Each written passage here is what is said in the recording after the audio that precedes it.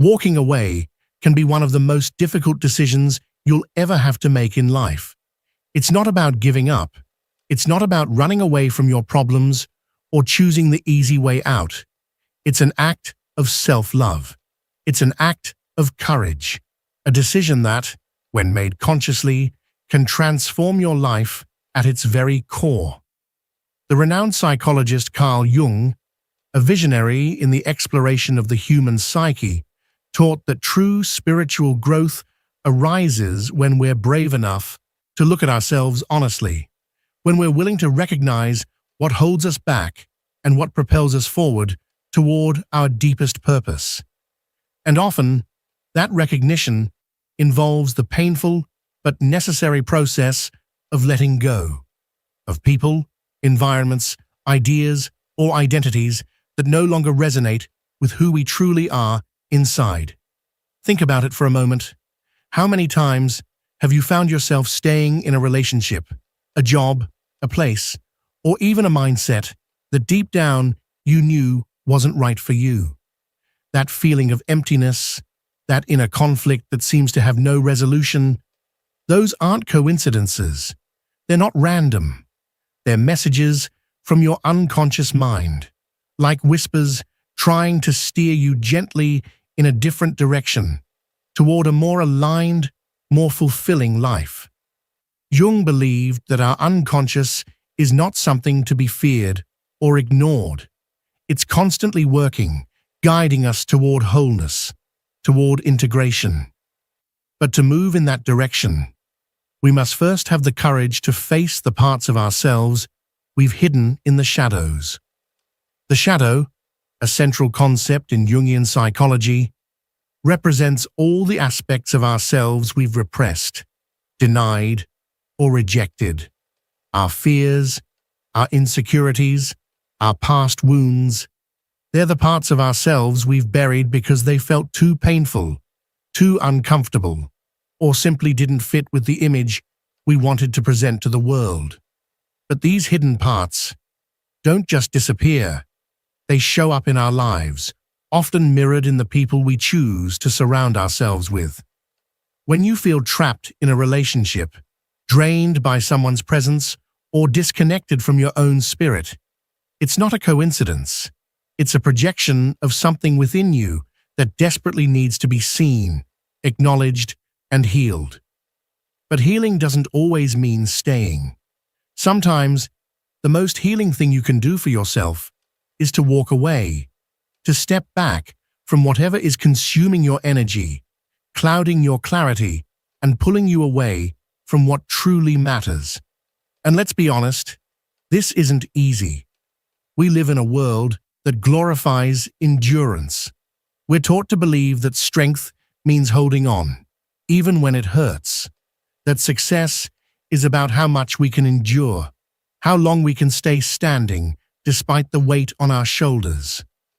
We're praised for resilience, even when that resilience turns into self-neglect. But Carl Jung invites us to challenge those beliefs. He reminds us that clinging to what no longer serves us is not a virtue. It's a form of self-abandonment.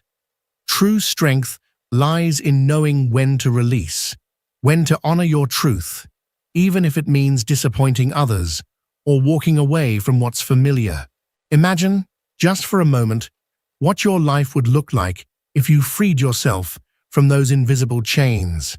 That job that doesn't nourish your soul, that relationship that leaves you feeling not enough, the expectations you carry that were never yours to begin with. What kind of energy would be available to you if you let those things go? What kind of life could you create if you gave yourself permission to choose your inner peace over external validation? Letting go is not weakness. It's the ultimate act of bravery. It sends a clear message to your unconscious. I am ready for something better.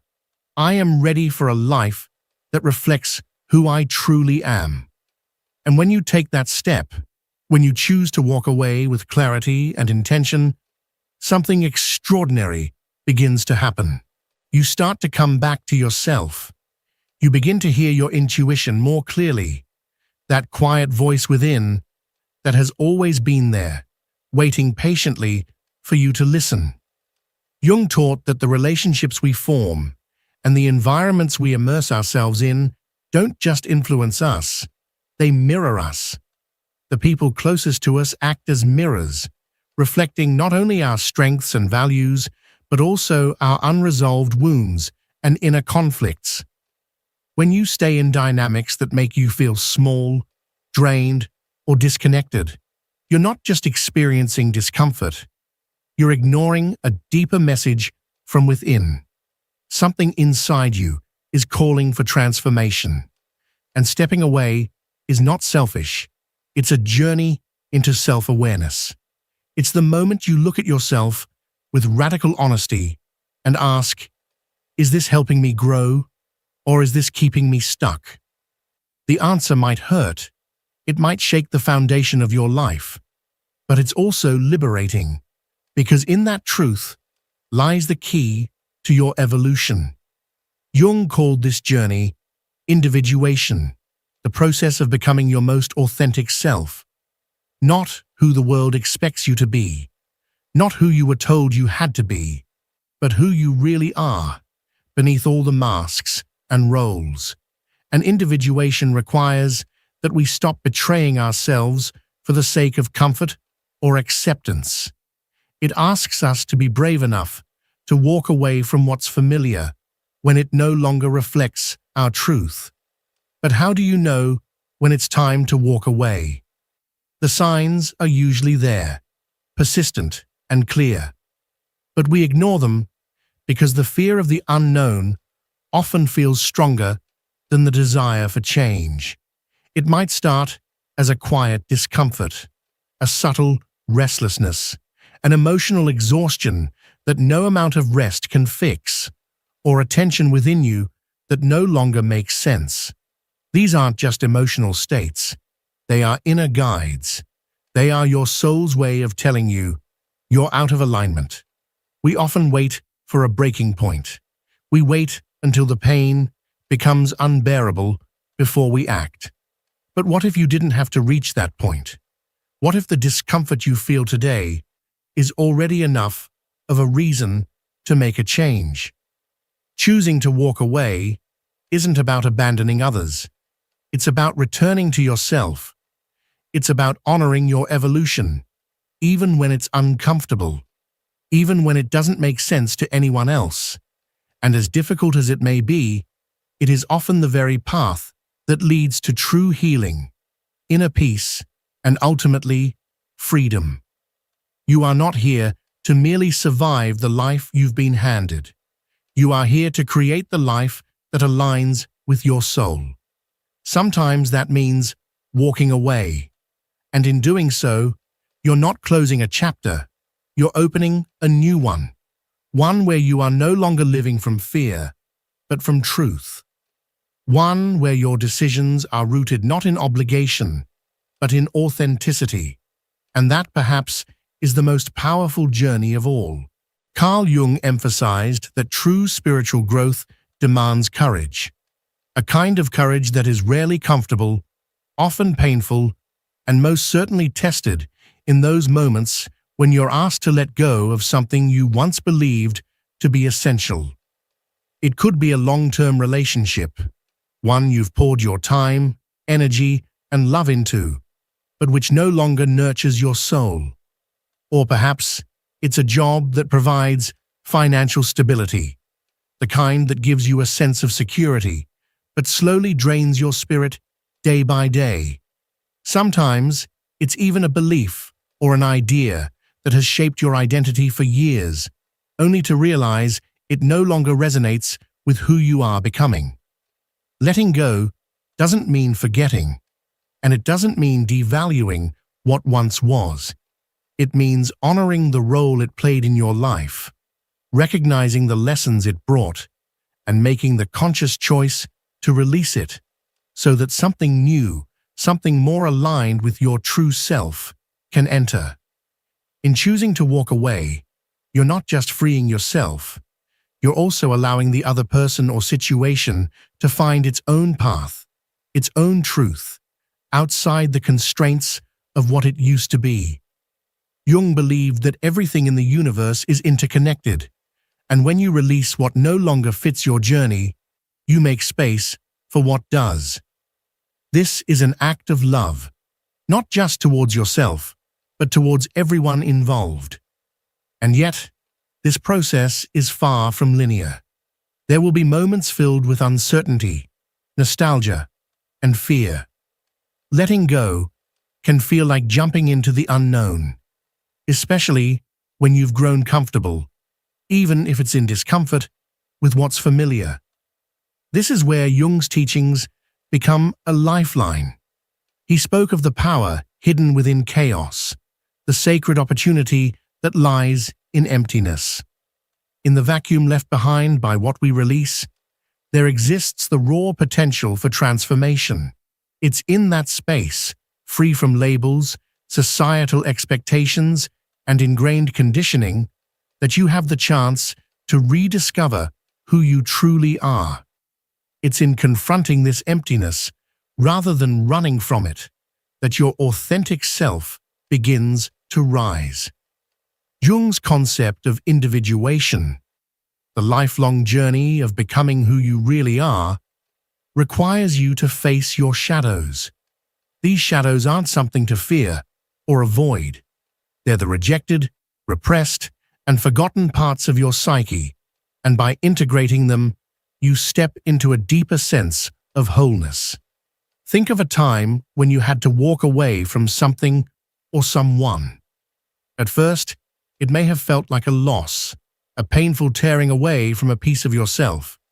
But in time, you may have noticed something subtle, yet powerful. Clarity, peace, a quiet strength, and a renewed energy rising from within. This isn't a coincidence. According to Jung, when we release emotional burdens that don't truly belong to us, when we stop carrying the expectations, roles, and wounds that aren't ours, we clear a path for our real essence to emerge. And while this awakening is liberating, it's far from easy. One of the greatest challenges is dealing with external judgment.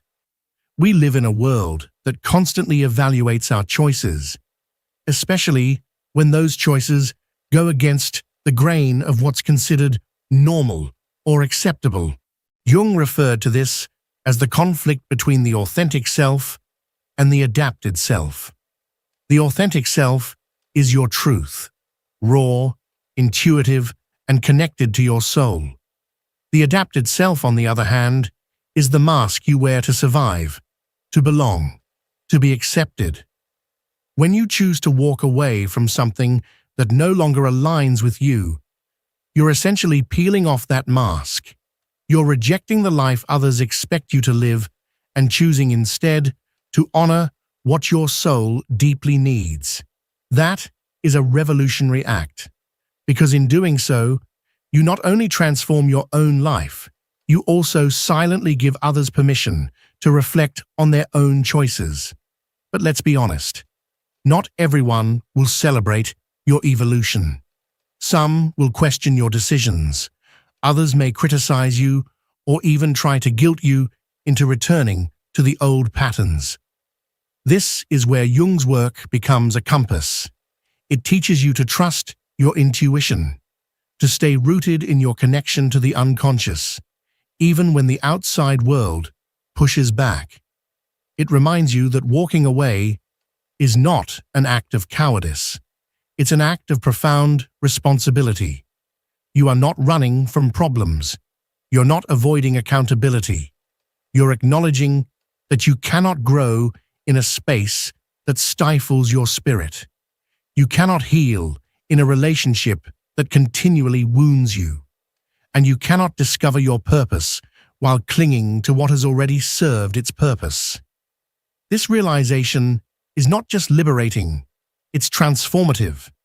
It frees you, but it also frees the people and circumstances in your life from expectations they were never meant to meet. Jung reminds us that true growth only begins when we step beyond the edges of our comfort zone. It's in those uncertain, chaotic moments, when nothing seems clear and everything feels like it's suspended in midair, that we uncover our real strength. The fear of change is nothing more than a reflection of our inner shadows. It's that persistent inner voice whispering, "You're not ready. You won't make it on your own. It's safer to stay where you are." Carl Jung taught us that these voices aren't enemies. They are not external threats, but rather parts of ourselves that long to be seen, heard, and understood. They are fragments of our psyche yearning for integration. The key lies not in silencing these voices or running from them, but in listening to them with empathy, tracing them back to their origins, understanding their purpose, and then consciously choosing a different path. When we choose to walk away from something that no longer serves us, we are not just making a decision. We are breaking deep-rooted patterns. Often these patterns are invisible, operating silently in the background, shaped by limiting beliefs we've carried throughout our lives. Jung believed that these limiting patterns are not only personal, but also collective. The collective unconscious, a concept he explored deeply, is a vast network of shared human experiences and archetypes. It influences the way we see the world, how we relate to others, and the decisions we make, often without us realizing it. In this sense, walking away isn't just an individual act. It's archetypal. It's the hero confronting the dragon, not to slay it, but to understand it, to integrate its power, and to be transformed into something greater. This journey of transformation is not immediate. It doesn't happen overnight. It demands patience, time, and above all, self-compassion. Along the way, you will face moments of doubt. There will be days when you question your choices, when your old life seems to call you back, promising safety and familiarity. In those moments, remember, spiritual growth is not a destination. It's a process, a spiral path. And even if it sometimes feels like you're going backwards, what's really happening is that you're diving deeper, understanding yourself more profoundly, and slowly moving toward a fuller, more awakened life. As these inner shifts begin to take place, you'll notice subtle but powerful changes in your perception. Situations that once overwhelmed you lose their grip. People who used to drain your energy no longer affect you the same way, because you've learned how to set boundaries, how to protect your peace, and how to honor your inner world. This transformation doesn't remain confined to your internal landscape. It radiates outward. Opportunities that once seemed impossible begin to emerge. Relationships that nourish your spirit start to appear and take root in your life, becoming anchors in your new way of being. One of the most powerful ideas Jung introduced is the concept of shadow integration. This means not only acknowledging the repressed parts of ourselves, but embracing them, learning from them, and allowing them to reintegrate into our being. When you walk away from a toxic situation, you're not doing it out of hatred, resentment, or judgment. You're doing it from a place of clarity and love. You understand that even the most painful situations had something to teach you, that they were part of your journey, but their purpose has been fulfilled. And with that understanding comes the ability to let go, not with bitterness, but with peace. Jung also emphasized the extraordinary role of intuition in the spiritual path. That gut feeling, that subtle voice inside whispering, "This isn't right," that is your unconscious speaking to you. And when you choose to listen, to honor that voice and act upon it, you begin to strengthen your connection to your inner self. It's like tuning an instrument. The more you practice listening, the clearer, more refined, and more trustworthy that inner voice becomes. As you align with your truth, something remarkable begins to happen. You start living a life that feels deeply meaningful. You're no longer bound by the expectations of others or by the stories you used to tell yourself. Instead, you're moving through life with authenticity, guided by your purpose, in harmony with your deepest self. This is the gift Jung hoped we would discover, a life in which we are fully awake, fully present, and deeply connected to who we really are. The true power of walking away is that it allows you to reclaim your energy and refocus it. Jung believed that our psychic energy is finite. When we spend it on relationships, environments, or patterns that do not support our growth, we rob ourselves of the energy we need to create, to dream, and to live fully. Walking away is not just a physical act. It's also an emotional and mental one. It's a declaration, a reclaiming of your right to choose where your energy goes and who has access to it.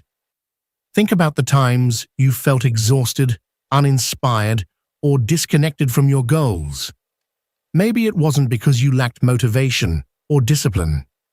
Maybe it was because too much of your energy was entangled in places and with people that drained you. Jung invites us to reflect on how we use our energy, because once we become aware, we can start making more conscious choices. Choosing who you allow into your space, where you invest your time, and what narratives you feed. These are some of the most radical acts of self-empowerment. In this process, you will inevitably encounter one of Jung's most profound concepts, the polarity between the ego and the self. The ego, our conscious identity, craves control, seeks validation, and clings to the familiar. But the self is much larger. It is the totality of who we are, both our light and our shadow. It is the part of us that seeks wholeness, not just comfort. And when you walk away from things that no longer align with your truth, you are allowing the self to lead. You are stepping away from the illusions of the ego and stepping into the flow of something far more real, your authentic path. But make no mistake, this act requires immense courage. Walking away can feel like losing your foundation. You might have to let go of relationships, environments, or identities that once felt like home, even if they were dysfunctional. And that's not easy. It can feel like walking into the unknown, with nothing but your inner compass to guide you. But it's in that uncertainty where your transformation takes root. You are not running away. You are choosing yourself. You are choosing growth over comfort, truth over illusion, purpose over fear. But Jung reminds us that this sacrifice is not in vain. When you let go of what no longer serves you, you make space for what truly matters. And in that space, you might just uncover your purpose, that unique spark that makes you feel alive and connected to something greater than yourself. Oftentimes, walking away also means facing grief. Not just the grief of what you're leaving behind, but also the grief of who you were in that environment. Letting go of a place, a relationship, or a situation often means letting go of a version of yourself, one that perhaps you outgrew, or one that was shaped by pain, fear, or limitation. This can be deeply painful, but it's also an essential step in your transformation. Jung once said that sadness is the cradle of wisdom, and this process is no exception.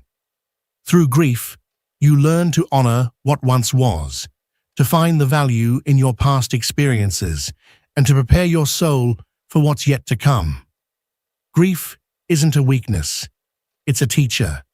It softens the edges of your heart and deepens your capacity to love and understand. both yourself and others.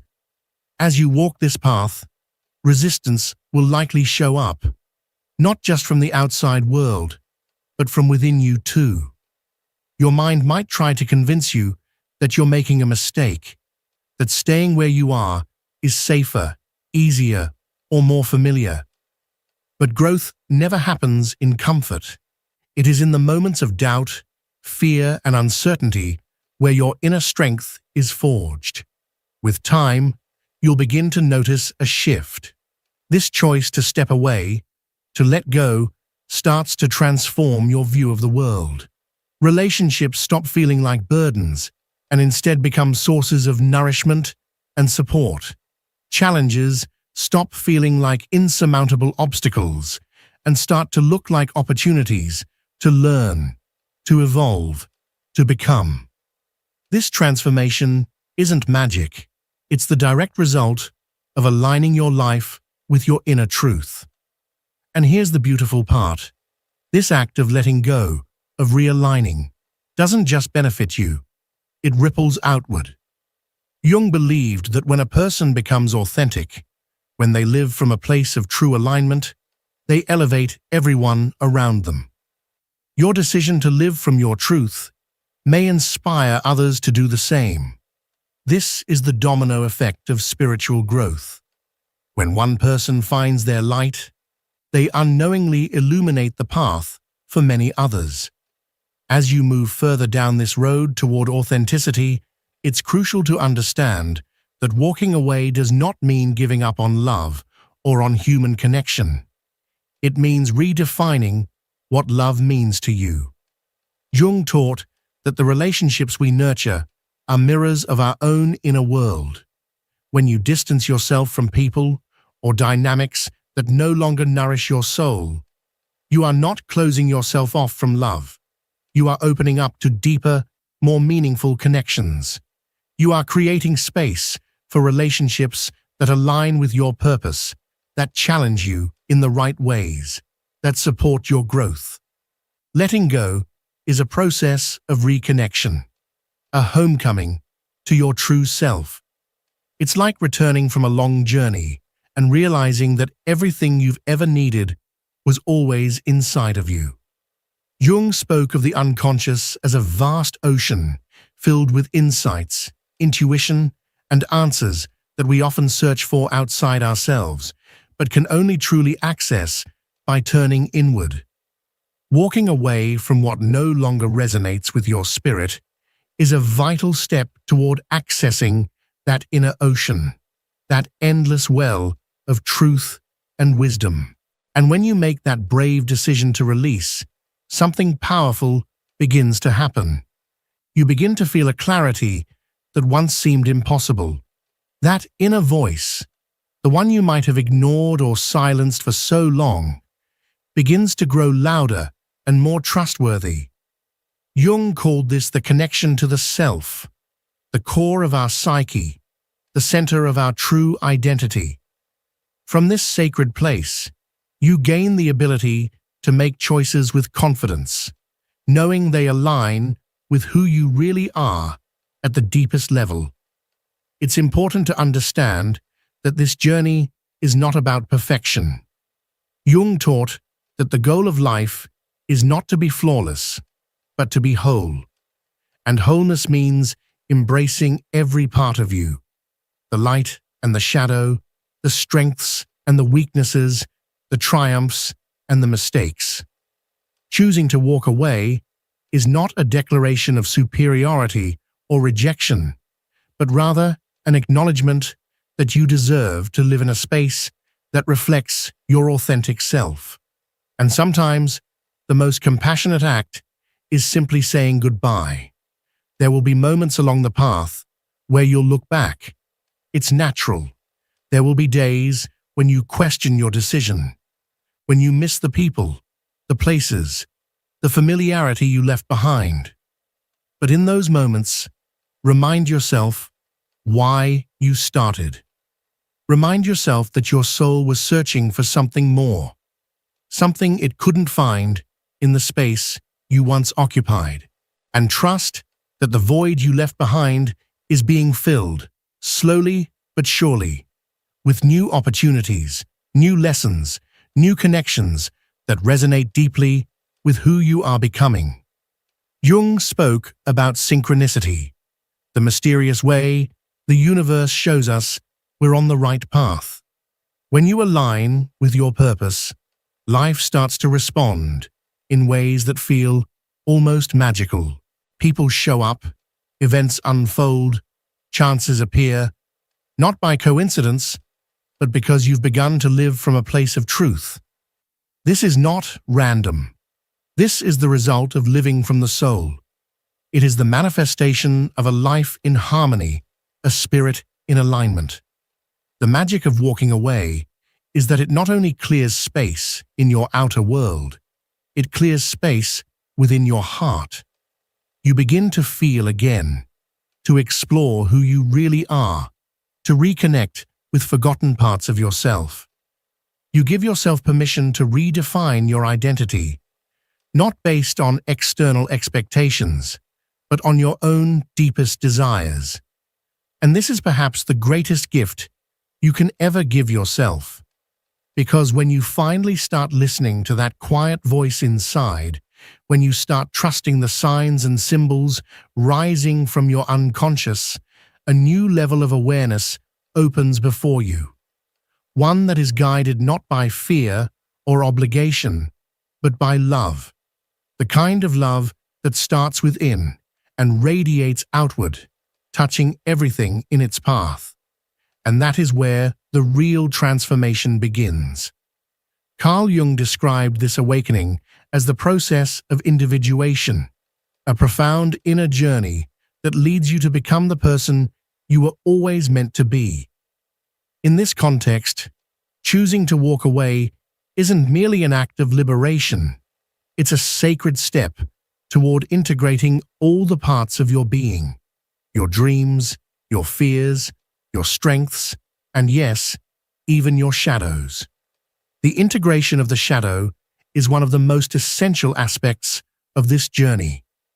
Jung reminded us that the shadow isn't something to be destroyed or suppressed. It's not our enemy. It's a vital part of who we are, a reflection of the aspects of ourselves we've pushed into the dark because they didn't fit the image we wanted the world to see. But here's the truth. Real growth begins when you confront that shadow and invite it into your story. When you walk away from what no longer serves you, you're not running. You're choosing to face those hidden parts of yourself, and in doing so, you allow them to become part of your transformation. Let's take an example. Maybe you've found the courage to walk away from a toxic relationship. In the immediate aftermath, you might feel overwhelmed with guilt, insecurity, or fear of being alone.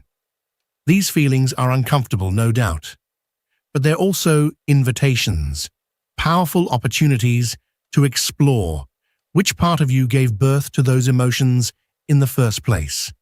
You may discover that for years you abandoned your own needs just to please others. Maybe you stayed in that relationship because deep down you feared not being enough on your own. By acknowledging these truths, by daring to look them in the eye, you begin to free yourself from their grip. You reclaim your autonomy, your emotional independence, and take a crucial step toward becoming whole. As you continue walking this path, you'll realize something else.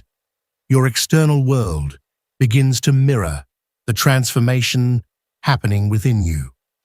Jung believed that we are deeply influenced by our environment, and the people we surround ourselves with have a significant impact on our psyche. So when you walk away from relationships, habits, or environments that no longer resonate with who you are becoming, you're not just creating space, you're inviting something new, something more aligned to enter. And that space you open up, it doesn't stay empty for long. It begins to attract more authentic, meaningful relationships, connections that not only support you, but also challenge you to grow.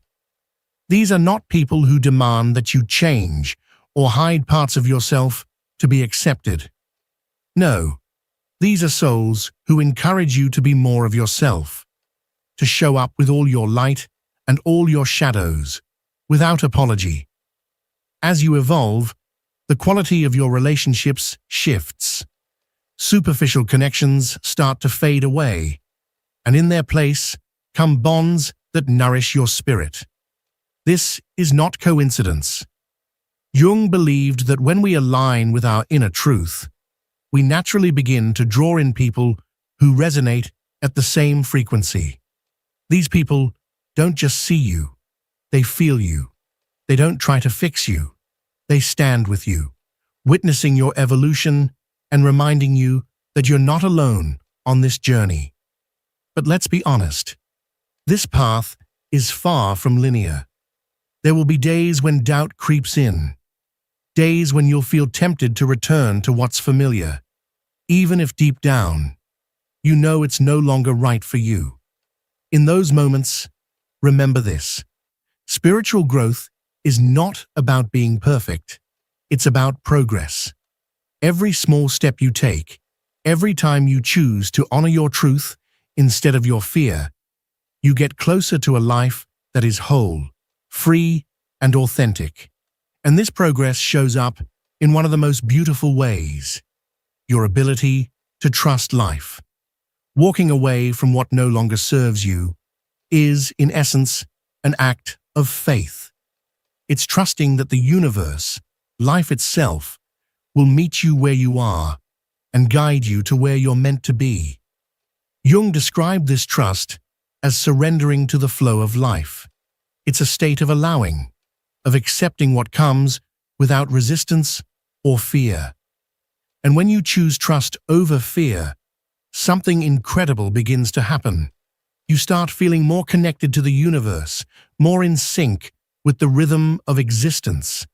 A quiet knowing rises within you, a sense that everything is unfolding exactly as it should.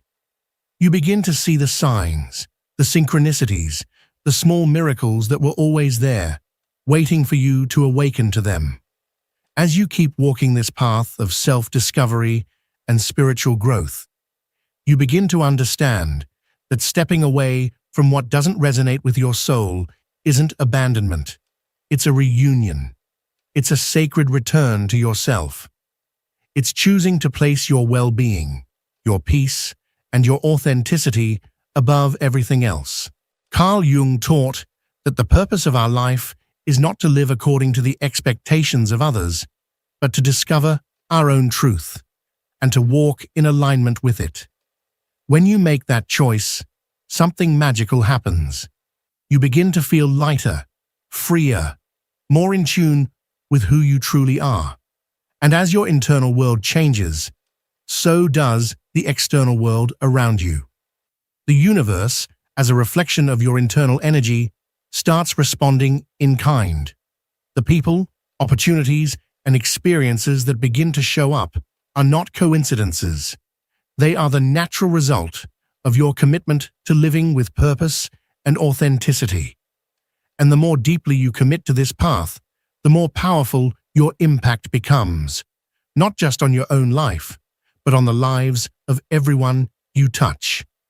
It's important to remember, you are not alone in this. Around the world, countless others are facing the same inner battles, carrying the same doubts, and asking the same questions. When you choose to share your story, when you open up and speak your truth, you don't just receive support.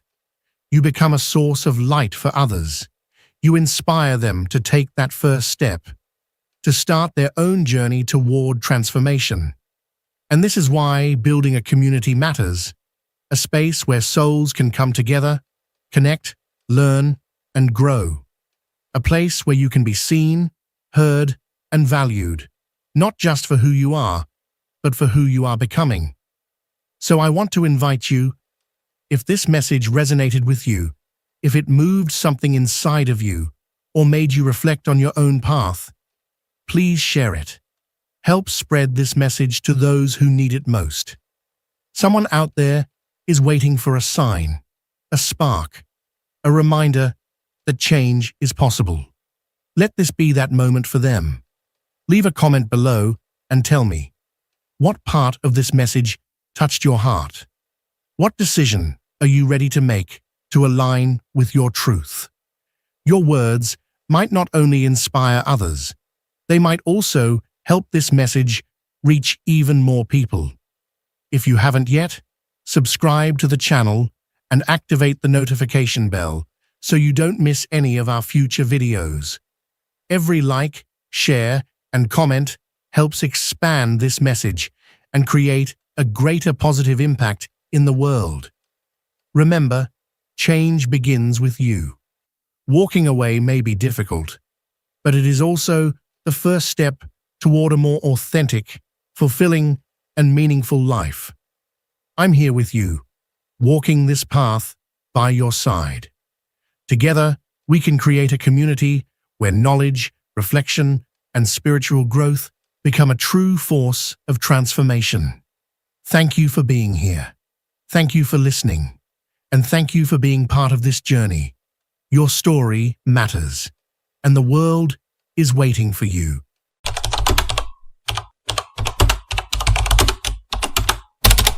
Do you believe that the only way to overcome fear is by confronting it head-on? If so, it's time to question everything you've been told. This widely accepted idea that fear must be conquered through brute force is not only flawed, but might be the very reason you've been feeling stuck for so long.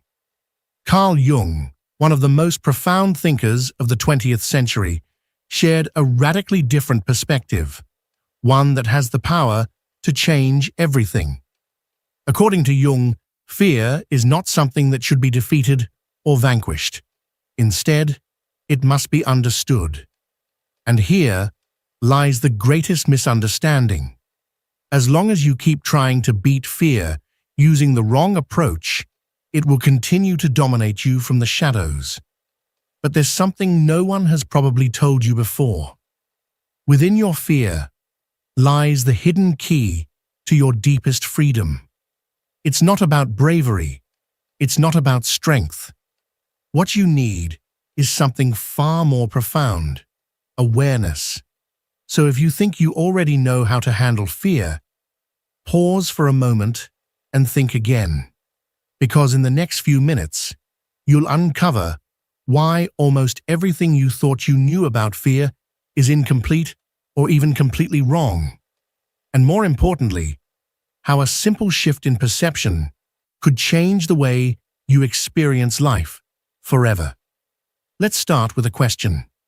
What is the fear that challenges you the most right now? Think about it, reflect, and if you're ready, share it in the comments. That act of sharing, of expressing it outwardly, is often the very first step toward real understanding and transformation. Fear isn't just an emotion. It's a message, a signal that there's something essential within us we've been avoiding.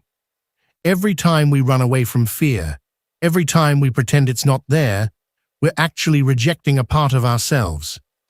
Carl Jung didn't see fear as an enemy. He saw it as a messenger from the unconscious mind, carrying truths that are often difficult to face but impossible to ignore forever. How many times have you heard the phrase, "face your fears," or "just push through it"? Society conditions us to believe that fear is an obstacle to be overcome, that courage alone can make it vanish. But ask yourself honestly, how well has that worked? How many times has fear returned, perhaps stronger than before, even after you thought you had conquered it? Jung offers a different path, one that is more demanding, but also more transformative. He believed that fear is not a wall to break through. It's a signpost. It points to the parts of our psyche that are asking, sometimes desperately, to be seen. These are parts we've buried, rejected, or hidden away. Sometimes they're dark, painful, or shameful. But Jung taught that these elements are also the seeds of our wholeness, if we're willing to engage with them. This is where the real paradox lies. Fear often protects us from confronting the very aspects of ourselves that we need to integrate in order to grow. It acts like a guardian, standing at the gates of our inner shadow, the side of the self where we hide everything we've labeled as unacceptable, weak, embarrassing, or unworthy. Yet only by turning toward that shadow can we become whole. Jung called this process individuation. Individuation is the lifelong journey of becoming the truest version of yourself. It requires not the suppression of fear, but its exploration. Not running from the dark, but walking through it with awareness. The purpose isn't to destroy what frightens you, but to understand what it reveals. Fear for Jung was not just an inconvenient feeling. It was a compass. It appeared when we strayed from our path, when we disconnected from our essence. Instead of being an obstacle, it was a guide, one that, if listened to, could lead us back to authenticity. And this is precisely why the modern mindset fails us. We've been trained to see fear as something purely negative. We're told to avoid it, distract ourselves from it, or crush it with willpower. But this approach fails time and time again. Why? Because it never addresses what fear truly is, a profound signal from the unconscious, asking for your attention, your presence, and your compassion. Take anxiety, for example. Today, we treat anxiety as a symptom to be eliminated. We medicate it, suppress it, distract ourselves from it. But Jung would invite us to ask, what is this anxiety trying to show me? What am I not willing to face? What deeper truth lies beneath this unease? The same applies to phobias, irrational fears, or that persistent, undefinable discomfort that seems to follow us through life. These feelings are not random. They're not failures. They are reflections of an inner landscape that's asking to be explored. And here's something even more fascinating. Fear is not only a personal experience, it's also collective. Jung introduced the concept of the collective unconscious, a shared reservoir of knowledge, memories, and archetypes that belong to all humanity. According to this view, your personal fears often mirror deeper, universal fears, patterns that exist across all cultures and all of history. For instance, the fear of death is not yours alone. It is woven into the human condition. It reflects one of the most ancient and powerful archetypes we carry, the awareness of our finiteness. Likewise, the fear of rejection or abandonment can often be traced to the maternal archetype, which represents our primal longing for safety, nurture, and belonging. Understanding that your fears are not just your own, but are shared by billions across time and space, can bring a deep sense of connection. Your fear is not a flaw, it is a mirror of what it means to be human. And recognizing that can help you approach your fears not with judgment, but with curiosity and compassion. To begin understanding fear from Jung's perspective, we must first understand the structure of the human psyche as he described it. Jung didn't see the mind as a single unit. He described it as a complex system of conscious and unconscious parts, each playing a vital role. The ego, the shadow, the anima and animus, the self, the collective unconscious. These are all elements within you, influencing your behavior, your emotions, and yes, your fears. When fear arises, it is often the unconscious calling out to be acknowledged. It could be an unresolved wound from childhood, a repressed memory, a neglected part of your identity. It could even be something you inherited through generations, passed down silently, but still alive within you. That's why simply confronting fear as if it were an enemy to defeat doesn't work. You can't conquer what you haven't yet understood. You can't silence what you refuse to hear. Jung teaches us that real freedom comes not from overpowering fear, but from decoding its message. Carl Jung divided the human mind into three main components: the conscious, the personal unconscious, and the collective unconscious. Fear, he explained, often seeps into all of these layers, manifesting in forms that range from clearly visible to deeply hidden and obscure. On the conscious level, fear tends to be straightforward and recognizable. It is the fear of failing an important presentation, the fear of physical harm, or the fear of losing someone we love. These fears seem simple because they are tied to specific, tangible situations. However, Jung believed that conscious fear often acts merely as the tip of the iceberg. It is a visible symptom of far deeper issues buried in the unconscious. For example, a person might believe they are simply afraid of public speaking, but that fear might not come from the act of speaking itself. It might be rooted in an earlier experience of humiliation, rejection, or ridicule that now lies dormant in the personal unconscious. According to Jung, the personal unconscious is the reservoir of all that we have repressed or forgotten. It is here that painful memories, traumas, and parts of ourselves we consider unacceptable reside.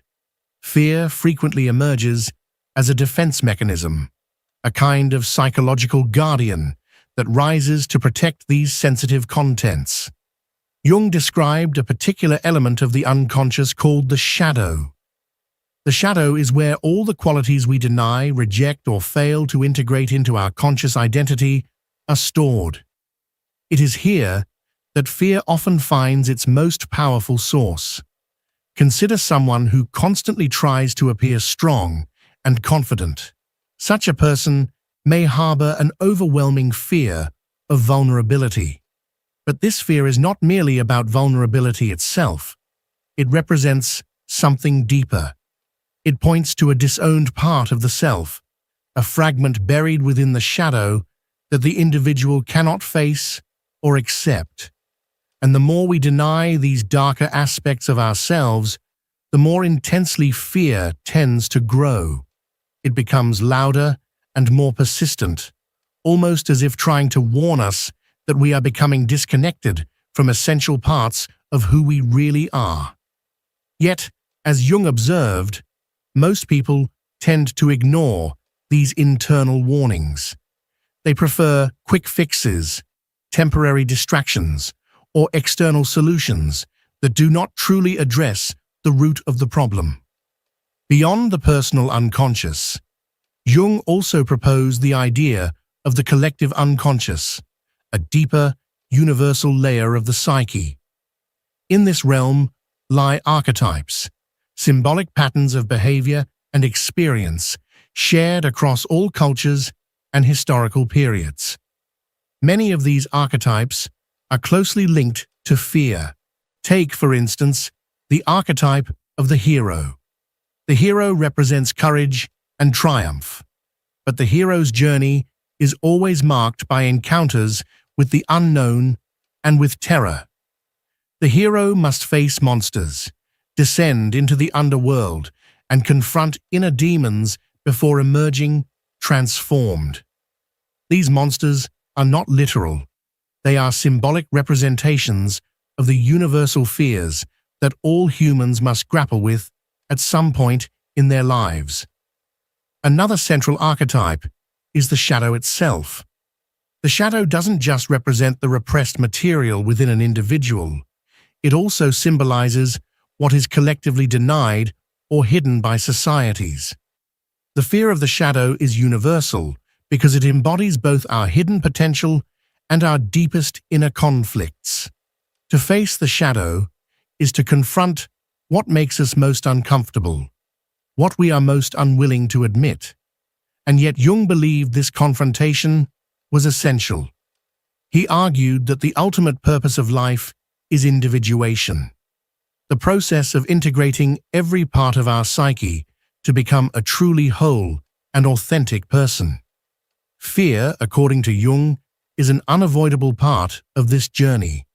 It shows up as a signal, a whisper from the soul, telling us that we are approaching something important, something that might be painful or challenging, but also necessary for our growth. Consider the case of someone who constantly feels afraid to change careers, even though they are deeply unhappy in their current profession. That fear might not only stem from rational concerns like financial insecurity or the fear of the unknown. It could also reflect a deeper inner conflict, a tug-of-war between the longing for stability and the desire for personal fulfillment. The fear is not the enemy. In Jung's view, it is a messenger. He likened facing fear to entering a dark cave. At first, the darkness is terrifying. But once we step inside, we may discover hidden treasures, insights, strengths, and truths about ourselves that were previously inaccessible. One of Jung's most profound ideas was that fear often arrives as a sign that transformation is near. It appears when we are ready to evolve, but still resistant to change. Take the example of a midlife crisis, something Jung studied in great depth. At a certain stage of life, many people begin to feel an overwhelming and unsettling fear. It is the fear of aging, the fear of losing relevance, or the fear of having lived without fulfilling one's true potential. This type of fear cannot and should not be dismissed. In fact, Jung's approach becomes most powerful precisely in these moments. He taught that we should not run from such discomfort, but dive into it. In this context, fear is not an obstacle to be removed. It is a gateway. It is an invitation to go inward and explore the territories we have long avoided. But modern culture often offers a different message. Today's world is obsessed with eliminating fear as quickly and painlessly as possible. Countless books, motivational speeches, and self-help gurus promise to help us conquer fear in 5 easy steps or banish anxiety forever. But Jung's philosophy invites us to ask a much deeper question. What if fear is not a problem to solve, but a teacher to listen to? Fear may be the most honest emotion we have. It tells us where we are wounded, where we are stuck, and where we need to grow. It reveals the parts of our psyche that are fragmented or hidden. And if we dare to follow it, not as victims, but as curious explorers, it can guide us to the very core of who we are. In doing so, fear becomes sacred. It becomes the threshold we must cross to discover our wholeness, to embrace our contradictions, and to step fully into the mystery of being human. For Jung, these superficial approaches to fear are ultimately ineffective. Fear doesn't simply vanish because we choose to ignore it, nor does it disappear when we try to suppress it with quick-fix techniques. Instead, what happens is that fear finds new ways to express itself. It becomes anxiety, emotional stagnation, or even manifests through physical symptoms. The only path to genuine transformation begins when we give ourselves permission to explore the true source of our fear. This is not easy. It demands courage. But more than that, it requires patience and a deep sense of self-compassion. Jung believed that fear is directly linked to freedom, not because we need to conquer it in order to be free, but because true freedom comes when we understand what lies behind our fears. When we confront them head-on, we uncover hidden truths about ourselves, truths that had remained buried beneath the surface. These revelations liberate us from automatic behaviors and thought patterns. They allow us to make more conscious decisions and to live a life that is aligned with our most authentic self. Now that we've explored the profound nature of Jung's perspective on fear, it's time to bring these ideas down to earth, into our everyday lives. After all, theory only becomes meaningful when it is lived. So, let's turn to real-life examples, stories that illustrate how fear operates in our lives in subtle yet powerful ways. Take the case of Mariana. She was a highly successful professional. She had everything that most people dream of: a stable career, public recognition, and an admirable social circle. But every time she was asked to take on new challenges, like leading an important project or speaking in public, she would be seized by a paralyzing fear. She explained it away by saying that she simply didn't like being the center of attention. But during a Jungian therapy session, a deeper truth began to surface. Mariana's fear wasn't truly about external attention. It was about the fear of being seen as imperfect. From a young age, she had learned that making mistakes was unacceptable. Every failure brought her shame, and she worked hard to never repeat them. But the part of her psyche, filled with insecurity and doubt, didn't disappear. It was merely repressed. As an adult, her shadow took the shape of a deep fear of situations that might expose her flaws. When Mariana finally began to explore this hidden part of herself, she came to understand that her obsessive pursuit of perfection was limiting her life. She realized that fear, rather than something to eliminate, was actually an invitation to accept her own humanity, flaws and all. And that realization was deeply liberating. Now consider Raphael, a talented artist who spent years without creating anything new. He told himself that he just wasn't inspired, but deep down, he knew that the real issue was his fear of being judged. When Raphael explored this block through Jung's framework, he uncovered something profound. He wasn't actually afraid of what others thought of his art.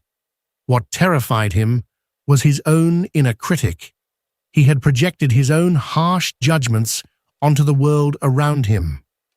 Within his shadow, there was a critical voice constantly whispering that he would never be good enough.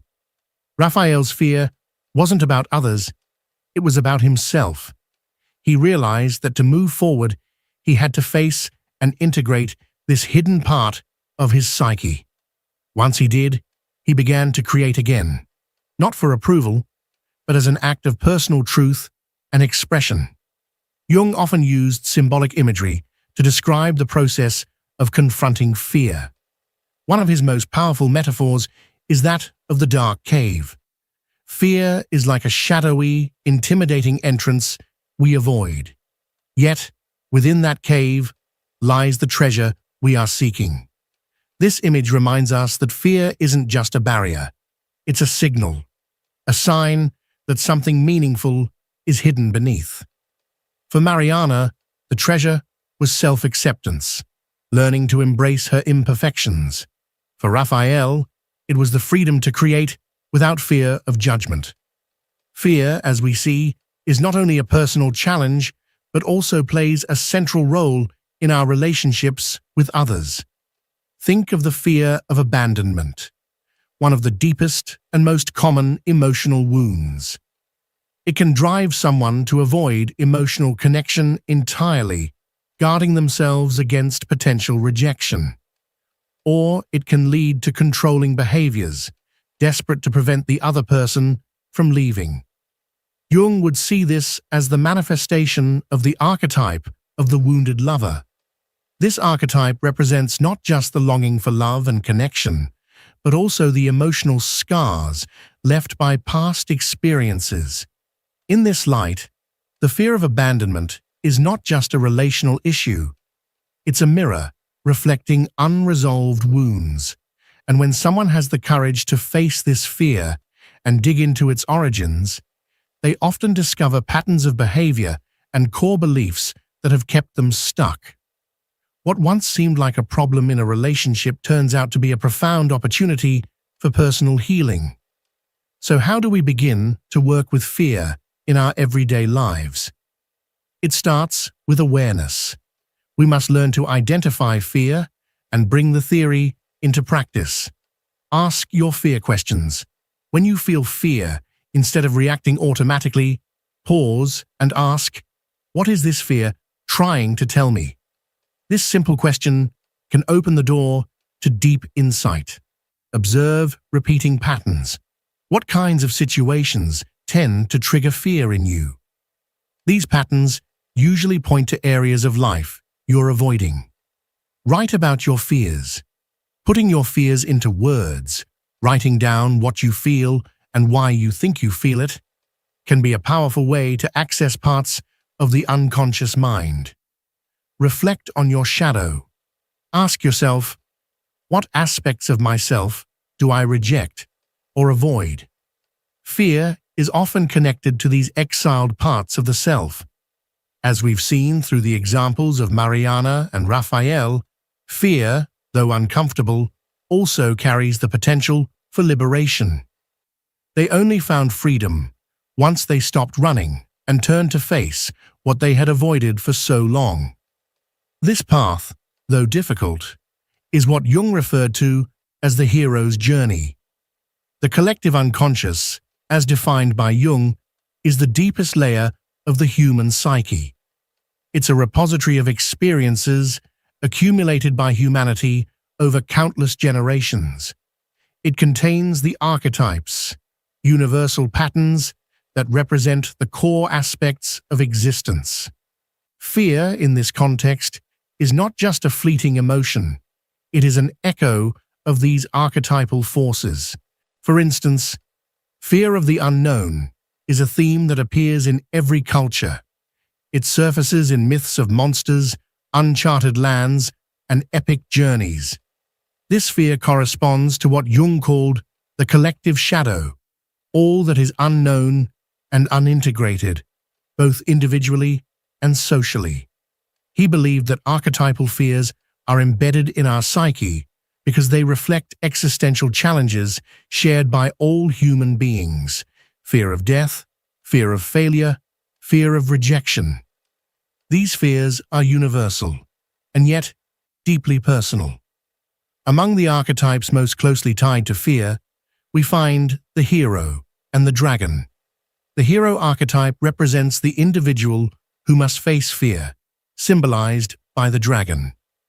This confrontation isn't just about slaying a beast, it's about integrating parts of the self that have been hidden or denied. The shadow, as discussed earlier, is the archetype that holds everything we repress. Fear of the shadow is the fear of facing our own limitations, flaws, and untapped potential. The wise old man is the archetype of guidance and understanding, but he demands that we face difficult truths. His fear is the fear of reality itself, stripped of illusion. Then there's the terrible father archetype, representing oppressive authority and judgment. Fear of this figure can appear as fear of failure or the sense of never being good enough. Just as archetypes shape our individual psychology, they also influence entire societies. In times of crisis, like war, pandemics, or social upheaval, archetypal fears rise to the surface. During the COVID-19 pandemic, for example, we saw global expressions of fear. Fear of the unknown, fear of illness, fear of change. These weren't just rational responses. They were also symbolic reflections of deep archetypal anxieties awakening in the collective unconscious. Jung believed that such crises offer an opening for collective transformation. Fear, in these moments, forces individuals and societies to confront their shadows, what they have ignored or denied. The path forward, according to Jung, is not avoidance, but integration. And integration involves three fundamental steps. First, recognition, acknowledging fear as a legitimate and natural part of the human experience. Second, exploration, investigating the roots of the fear, both personal and archetypal, asking what the fear is trying to teach or reveal. Third, transformation, using fear as a catalyst for growth. This might involve confronting challenges, shifting behaviors, or adopting new perspectives. A powerful metaphor for this process is found in the hero's journey, a pattern not only described by Jung, but expanded upon by Joseph Campbell in The Hero with 1,000 Faces. At the heart of this journey lies the confrontation with fear, the symbolic dragon. In facing the dragon, the hero doesn't just overcome a threat. He or she uncovers new dimensions of selfhood. This journey represents the process of individuation, integrating the dark, transcending internal limitations, and emerging wiser and more complete. And yet, despite the power of fear to guide us, most people avoid it. That's because facing fear often brings discomfort, even pain. But within that discomfort lies transformation, and beyond the dragon, the treasure. Jung pointed out that our resistance to personal growth often doesn't present itself in loud or obvious ways. Instead, it frequently hides in plain sight, disguised as denial, procrastination, or a compulsive search for quick fixes that do nothing but cover up the deeper problem. These surface-level behaviors, according to Jung, are not random or meaningless. They are, in fact, manifestations of what he called the shadow, those unconscious parts of ourselves that we ignore, suppress, or outright reject. He believed this resistance to change was deeply symbolic. It reflected a profound inner reluctance to leave behind the familiar, even if that familiarity is riddled with dissatisfaction or emotional stagnation. Take, for instance, the fear of changing careers. So many people remain stuck in jobs that drain them, that bring no joy or purpose. On the surface, it might look like laziness or indecision, but Jung would argue otherwise. He would say that this fear represents an inner doorway, an opportunity to explore what truly matters to the individual. It's not just fear, it's the first challenge on the path of transformation. The resistance in these situations is not a dead end, but rather the beginning of something new, something potentially life-changing. Although archetypes are universal patterns that live within the collective unconscious, the way they manifest is deeply personal. Each individual experiences these symbolic energies in their own way. Therefore, it becomes crucial to understand how fear shows up in your daily life. Jung encouraged self-inquiry as a way to bring unconscious patterns into awareness. He might have posed questions like, what do I consistently avoid? Which situations make me anxious or uncomfortable? What behavioral patterns do I repeat that seem rooted in fear? Are there any recurring themes in my dreams that provoke fear or unease? Such reflective questions are more than just psychological exercises. They are keys that can unlock hidden doors within the psyche. When we begin to explore fear through the lens of the unconscious and the archetypal, we come to see that fear is not merely a nuisance or a weakness. Instead, it becomes a sacred portal, one that can lead us to profound inner change. Jung reminded us that when fear is approached with both courage and curiosity, it has the potential to become one of our greatest teachers. We've now reached what may seem like the end of this journey, but as Jung so eloquently expressed, every ending is also the beginning of something else. The intention here is not to banish fear from your life, but to evolve your relationship with it. Rather than viewing it as the enemy, we can begin to see fear as an unexpected ally. This, according to Jung, was the true essence of transformation. Recognizing fear not as a roadblock to growth, but as a bridge to a more integrated, authentic version of ourselves. When we consciously examine our fears, we realize they are much more than inconvenient emotional states. They are signals, pointing us toward areas in our lives that demand greater attention and care. For example, consider the fear of loneliness.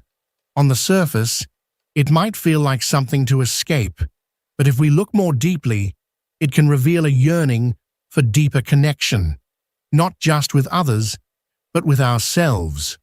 Or take the fear of failure, which so many of us carry.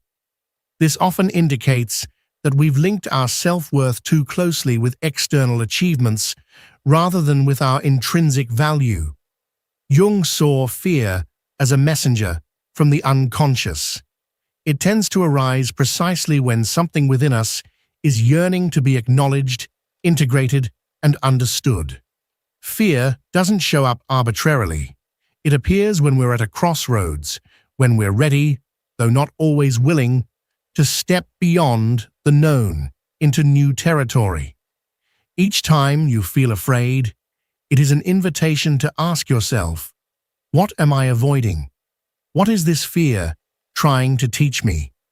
The path of individuation, the journey to becoming who you truly are, requires the integration of all aspects of the psyche, especially those parts we usually reject or fear.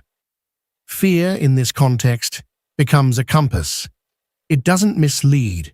It points us toward the very parts of ourselves that are still waiting to be explored, accepted, and embraced. And when you begin to treat fear not as a threat, but as a guide, the journey to wholeness becomes far clearer. Imagine you're standing on the edge of a major life decision, moving to a new city, starting a new relationship, or leaving behind an old identity. Fear inevitably arises. It whispers warnings, urging you to stay in your comfort zone. But if you look more closely, you'll see that fear is guarding something valuable, something your soul knows you need to encounter. Throughout this reflection, we've returned again and again to a single idea. Fear is not something to be quickly overcome or brushed aside. It deserves your attention. It must be accepted, examined, and understood. Jung famously said, "What you resist persists." And indeed, when we resist fear, it doesn't disappear. It festers. It grows stronger and often re-emerges in unexpected ways: anxiety, self-sabotaging behaviors, or even inner conflict. But when we face it directly and trace it to its roots, its power over us begins to dissolve. Freedom, in this psychological and spiritual context, does not mean the absence of fear. Rather, it means the conscious choice to move forward even with fear present. It means having the courage to step into the unknown while acknowledging that fear is walking beside you, not as your captor, but as your companion.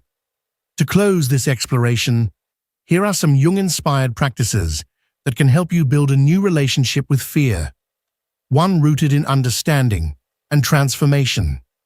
First, initiate a dialogue with your fear. When you feel afraid, don't run from it. Sit with it.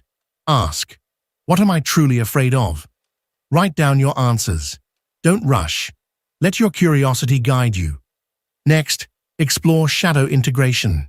Ask yourself, what parts of me have I been avoiding? Which aspects of myself do I dislike, hide, or deny? Fear often emerges from these shadow aspects, pieces of ourselves we've deemed unworthy or dangerous. But these parts are not your enemies. They are wounded messengers. Work on accepting them. Give them a seat at the table. You can also use your dreams as a guide. Jung believed that dreams are direct messages from the unconscious. If you dream about frightening or uncomfortable scenarios, don't ignore them. Analyze them. What symbols appear? What emotions arise? Your dreams may contain crucial clues about what you're neglecting in your waking life. Finally, connect with your archetypes. Reflect on which archetypal energies are active in your life. Are you in the role of the hero, setting off on a quest? Are you encountering the shadow, facing the unknown? Or perhaps the wise old man or woman is whispering guidance. These inner figures aren't just myths, they are mirrors, helping you understand how to walk through fear with purpose. And perhaps the most powerful practice of all, walk toward discomfort. When fear tells you to retreat, challenge yourself to take even the smallest step forward. This doesn't mean plunging into chaos. It means daring to approach what lies on the other side of your resistance. Remember, fear is not just an emotion to be managed. It is a message to be decoded. It reflects the landscape of your inner world, and it calls you toward integration, wholeness, and self-actualization. Jung's vision of fear is revolutionary because it invites us to move from victimhood to empowerment. Instead of seeing fear as something that holds us back, we can begin to see it as something that propels us forward. Above all, remember, fear is universal, but the way you choose to face it defines the quality of your life's journey. Jung left us a map, but no two paths are alike. You will never truly transcend fear unless you first understand that it is not your enemy. It is the messenger. It is the guardian of the cave where your greatest treasure lies.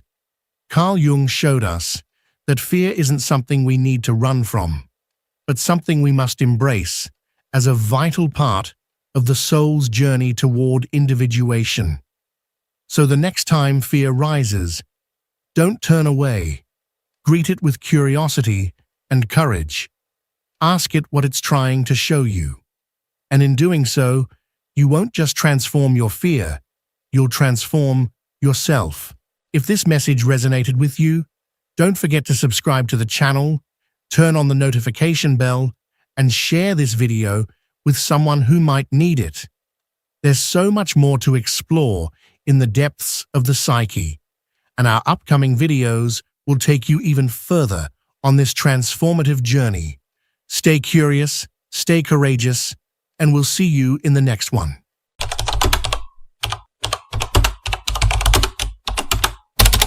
What you are about to discover has nothing to do with willpower, nor with ignoring what you feel, nor with pretending that everything is fine, when, in reality, it is not.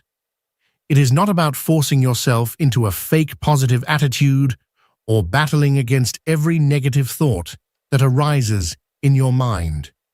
The true key to ensuring that nothing and no one can affect you anymore lies in something much deeper, something that most people overlook because they prefer to seek solutions outside of themselves, failing to realize that the only real change happens from within. Perhaps you have wondered why some people, no matter what happens, seem to move through life with an unshakable calm.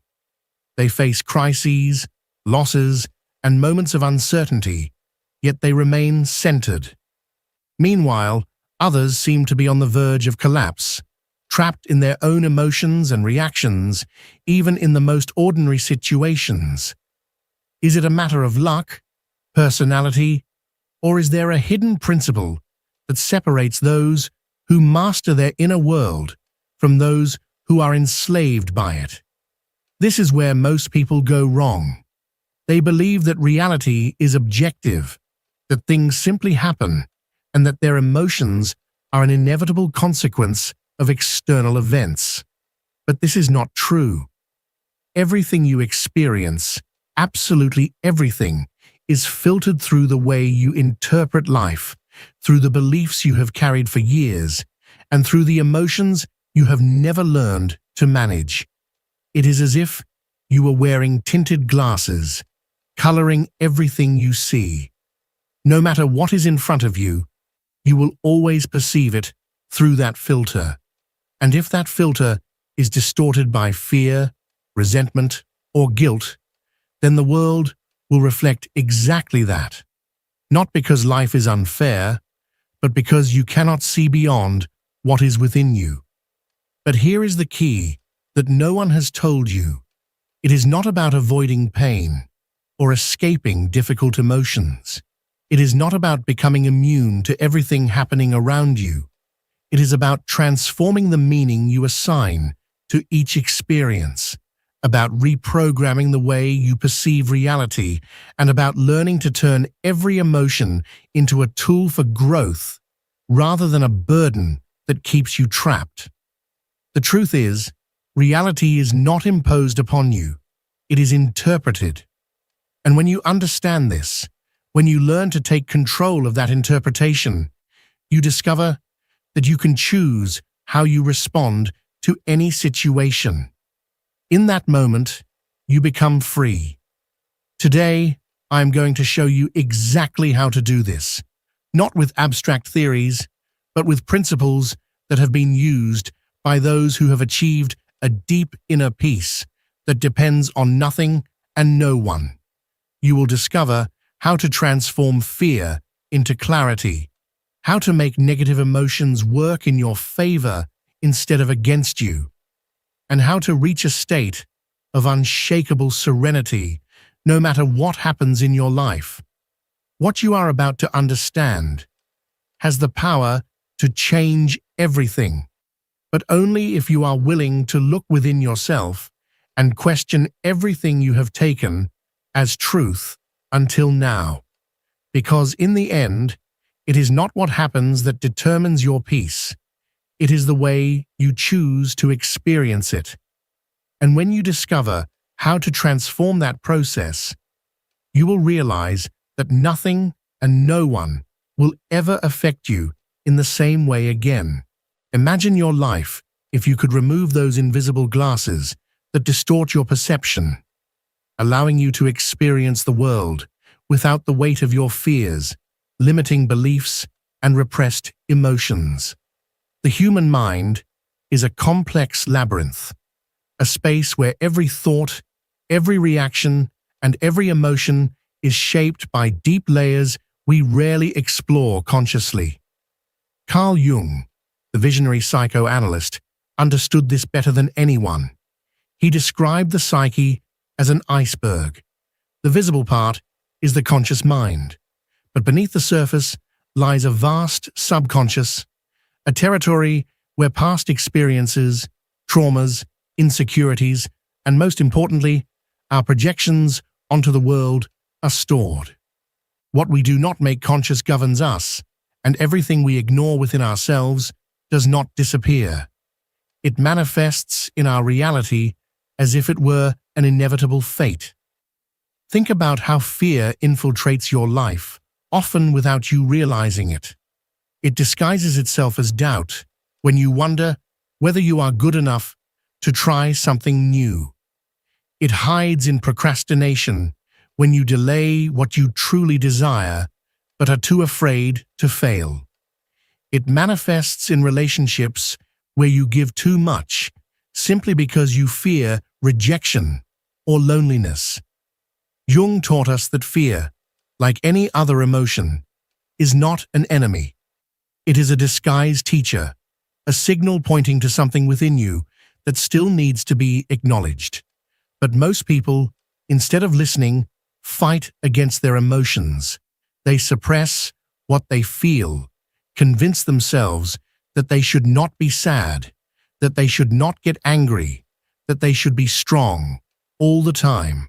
And that is where the problem begins, because what you resist persists. A repressed emotion does not disappear. It becomes a weight you carry daily, a voice whispering in the background of your mind, a blockage that keeps you from moving forward without you even realizing it. Imagine a storm. The wind blows fiercely, the rain falls with intensity, the sky darkens. You try to resist, to push back the wind with your hands, to stop the rain, to contain the force of the storm. But the more you fight it, the more exhausted you become. The storm does not stop because you resist it. It stops when you allow it to pass. This is how the mind works. Every emotion you feel is a passing storm, not a permanent sentence. But most people remain trapped in trying to control what they feel, in the fear of facing what is inside them. Instead of listening to their emotions, they silence them with distractions, work, entertainment, relationships that only provide temporary comfort, continuing to avoid what truly needs to be seen. But what if, instead of fighting your emotions, you simply stopped? What if, instead of ignoring your sadness, you observed it? What if, instead of hiding your fear, you asked what it was trying to tell you? Every emotion carries a hidden message. Sadness often signals that something needs to be released. An attachment that no longer serves you. An expectation that was not met. A part of you that needs to be freed. Fear reveals limiting beliefs, deeply rooted ideas that you are not enough, that you do not deserve what you desire, that failure is something to be avoided at all costs. Anger, which we so often try to suppress, is actually a reminder that your boundaries are being crossed, that something in your environment is not respecting your true self. When you start seeing your emotions not as obstacles, but as guides, something within you changes.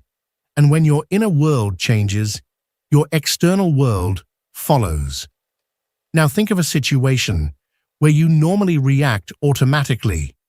Perhaps an argument with someone close, a conflict at work, a moment when you feel insecure or attacked. Instead of acting on impulse, pause, breathe, observe the scene as if you were a spectator, someone watching from the outside without attachment. Ask yourself, which part of me is reacting right now? Is it truly the external situation that affects me, or is it something within me that was already there? The answers to these questions can completely change the way you live.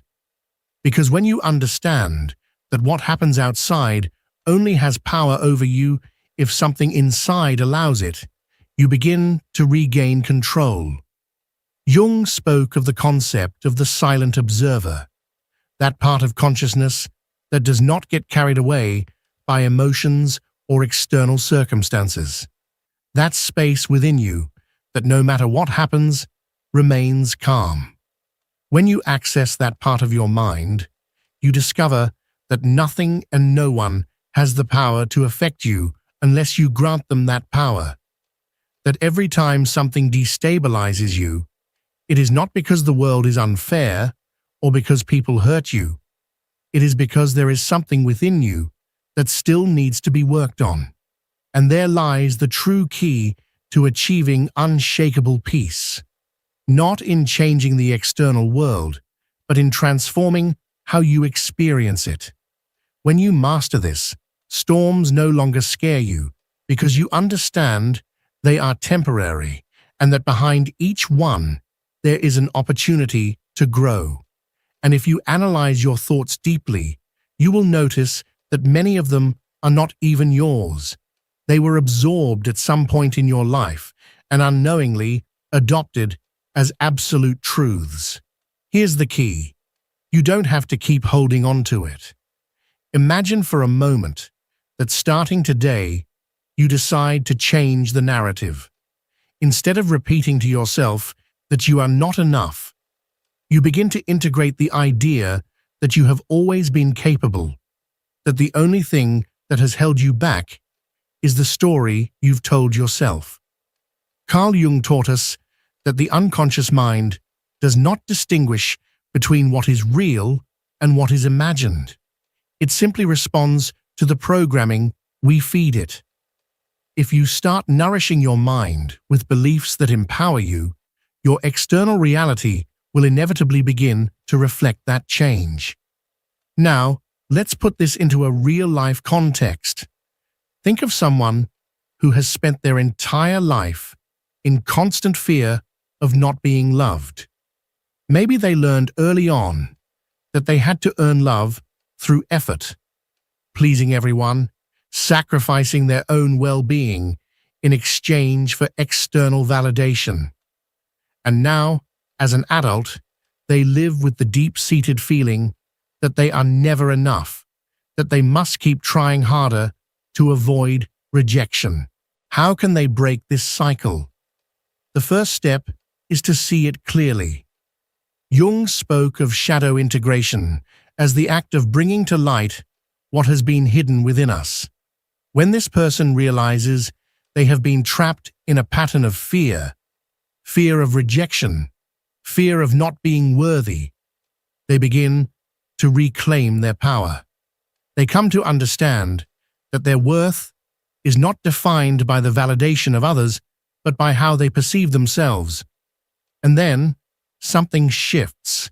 They start setting boundaries. They learn to say no without guilt. They begin to prioritize themselves without the fear of abandonment. And the most incredible thing, as they change, the people around them change too. They are no longer sought after just for what they give, but for who they truly are. And that is when the cycle breaks. Now consider another case. Someone who has always believed that failure is humiliating. Every time they try something new and don't achieve the expected result, they punish themselves with self-destructive thoughts. They compare themselves to others, feeling stuck, believing the world is placing insurmountable obstacles in their path. But what happens when they begin to see failure not as a shameful defeat, but as an inevitable part of the process? When they understand that every mistake is a disguised teacher, their entire relationship with life changes. Jung once said, "Life does not happen to you, it happens through you." If this person starts interpreting every fall as an opportunity to learn rather than as a punishment, their fear dissolves. They are no longer afraid to try again because they understand that their worth is not tied to the outcome, but to the growth each attempt allows them to achieve. What many people don't realize is that every thought we nurture is a seed. If you water the seeds of fear, resentment, or doubt every day, they will eventually grow into the trees that dominate your life. But if instead you choose to plant seeds of confidence, inner peace, and self-belief, your reality will transform in a radical way. And this isn't just an abstract concept, it's something you can experience immediately. The next time a limiting thought enters your mind, don't automatically accept it as truth. Observe it, question it, challenge it. Ask yourself whether it truly belongs to you, or if it is merely an echo of the past, something you can choose to let go of. And when you do, you'll realize that the only power those thoughts had over you was the power you yourself had given them. Here's the most revealing part of all this. You don't need the world to change for you to experience a different reality. All you need is to change the way you relate to what happens. A person who sees life as a series of obstacles and tragedies will continue to find proof of that belief at every turn.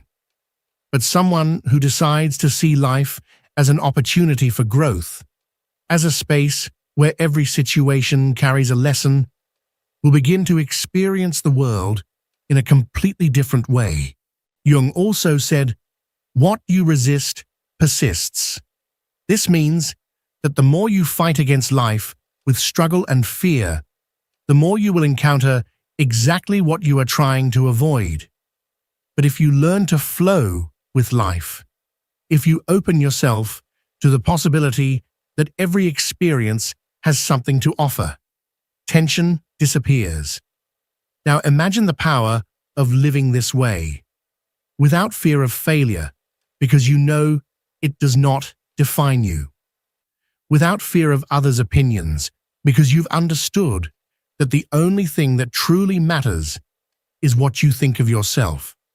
Without fear of uncertainty, because you trust that no matter what life brings, you will have the ability to handle it. This is true freedom. Not a freedom that depends on circumstances, but one that is born within you. Because when you free yourself from the invisible chains your mind has imposed on you, nothing and no one can imprison you again. And in that moment, you discover that the peace you've always sought was never outside of you. It was within, waiting to be recognized. When we do not face our shadows, they manifest in ways we fail to recognize. Anxiety, constant conflicts, repetitive patterns that seem to play out over and over. But when we choose to look directly at what we have avoided, we discover that it is not our enemy. It is a part of us that needs to be understood. Think about a fear you've carried for years. Maybe it's the fear of rejection, the fear of failure, or the fear of not being enough. Every time you try to step outside your comfort zone, that fear emerges, whispering reasons why you shouldn't even try. But have you ever stopped to ask it where it comes from?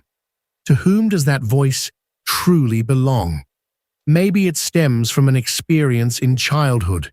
Maybe it echoes words from someone you once admired. But here's the key. That voice is not you. It is merely an echo from the past, repeating itself in your mind. And here is where you can do something different. Instead of fighting against that fear or trying to ignore it, pause for a moment and listen. Ask yourself, what is this fear trying to teach me? Maybe it's showing you that you need to develop more confidence in yourself. Maybe it's teaching you that you must learn to validate your own worth without depending on external opinions. Or perhaps it's telling you that it's time to stop running and face what you truly want. When, instead of rejecting your emotions, you choose to explore them, fear loses its grip on you. You stop being a puppet of your past and become the architect of your present. Let's apply this to a real scenario. Imagine you're in an important conversation, maybe with a boss, a business partner, or someone who means a lot to you. Before speaking, you feel anxiety rising. Your mind fills with doubts, and your body tenses. Before, you might have tried to suppress those emotions, ignore them, or let them control you. But this time, you do something different. You take a deep breath. You acknowledge the emotion without letting it overpower you. You ask yourself, what part of me is feeling this? What story am I telling myself right now? And suddenly, you realize that the fear is not coming from the current situation. It is an old pattern resurfacing. In that moment, instead of reacting from insecurity, you choose to respond from clarity. You speak with confidence, with presence, because you are no longer acting from an old wound, but from your most conscious self. This is how transformation begins. And when you stop fighting against yourself, when you embrace every part of you, you step into a life that is truly yours. When you learn to see reality through a different lens, it's not about pretending that everything is fine, but rather about learning to be at peace, even when everything around you seems chaotic. It's about realizing that the power you've been searching for outside of yourself has always been within you, waiting to be reclaimed. And once you finally see this truth, nothing and no one can affect you in the same way ever again, because you've come to understand that true freedom is not about controlling the world, but about freeing yourself from the illusion that you need to do so. Imagine waking up one morning feeling exhausted. But this exhaustion isn't because you didn't get enough sleep. It's deeper than that.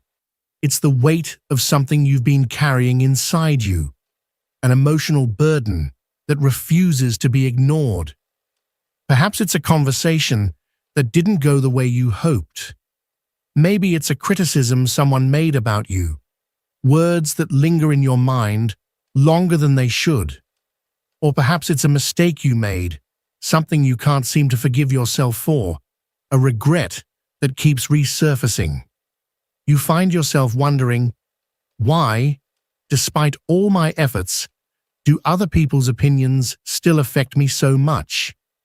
Why do I keep replaying moments in my head that I should have already moved past? The answer isn't out there. It's not about what others did or said.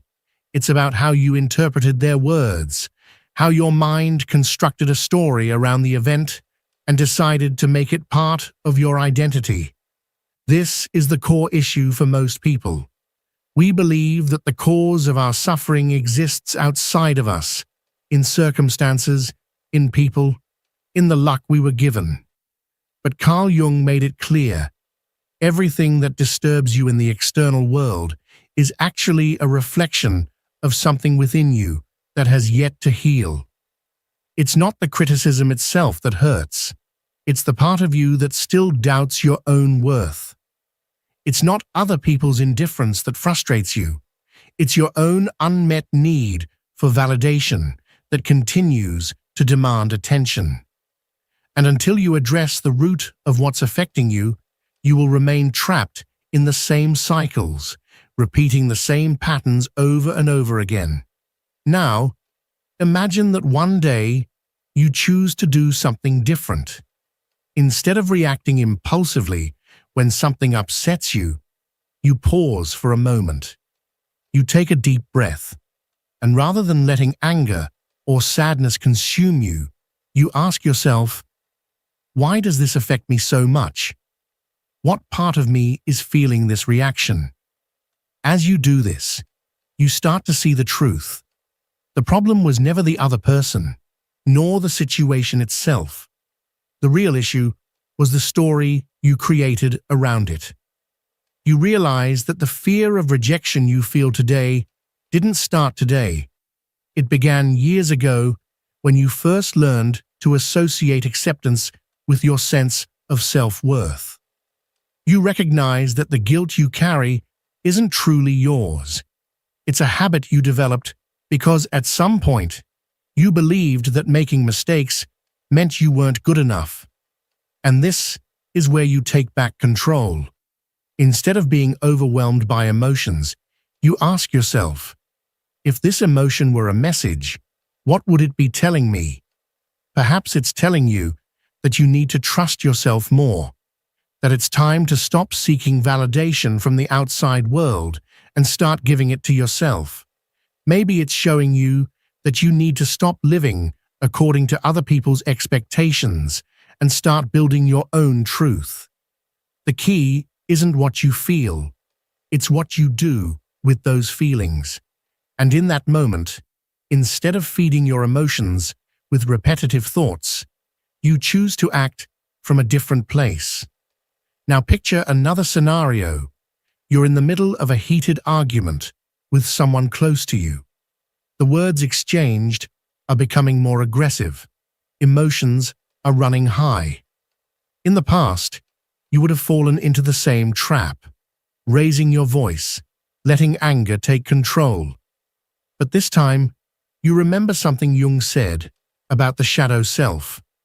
What irritates us most in others is a reflection of something we haven't yet integrated within ourselves. Instead of matching their anger, you pause and ask yourself, what part of me is reacting to this? Is this person truly making me feel this way? Or is there something deeper at play? And in that instant, instead of being a prisoner of your emotions, you become their master. You take control, not by suppressing what you feel, but by choosing how you respond. This seemingly small shift in perspective has a profound impact on your life. You stop feeling like a victim of your circumstances, and instead, you begin to see every emotion, every conflict, every challenge as an opportunity to understand yourself better. You no longer react out of fear or insecurity. Instead, you respond from a place of awareness, understanding that nothing and no one can truly affect you unless you allow it. And when you reach this point, when you start acting from consciousness rather than reaction, you make a powerful discovery. Most of the problems that once seemed overwhelming begin to fade away, not because the world has changed, but because you are now seeing it through different eyes. This is where the most powerful concept of all comes in: emotional responsibility. Jung once said, "Until you make the unconscious conscious, it will direct your life, and you will call it fate." That means that every emotion you experience, every thought that crosses your mind, every reaction you have to the world around you is an opportunity to take control of your own story. It's not about denying what you feel.